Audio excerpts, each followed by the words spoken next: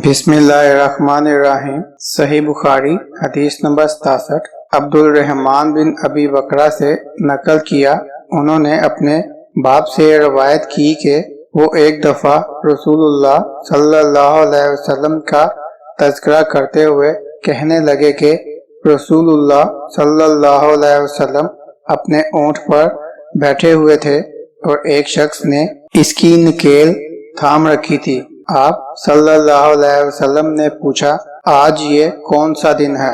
ہم خاموش رہے حتیٰ کہ ہم سمجھے کہ آج کے دن کا آپ کوئی دوسرا نام اس کے نام کے علاوہ تجویز فرمائیں گے۔ پھر آپ صلی اللہ علیہ وسلم نے فرمایا، کیا آج قربانی کا دن نہیں ہے؟ ہم نے عرض کیا، بے شک۔ اس کے بعد آپ صلی اللہ علیہ وسلم نے فرمایا، یہ کون سا مہینہ ہے؟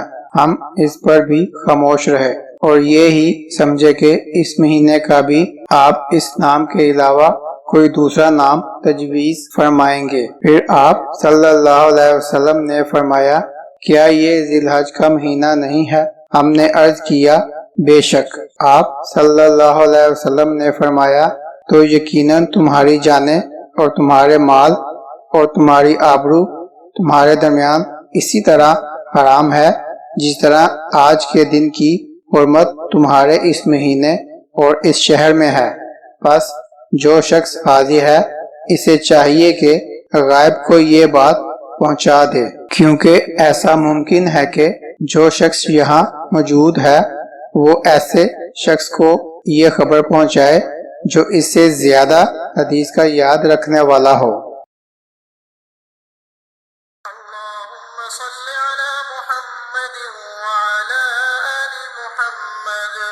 كما صليت على إبراهيم وعلى آل إبراهيم إنك حميد مجيد اللهم بارك على محمد وعلى آل محمد كما باركت على إبراهيم وعلى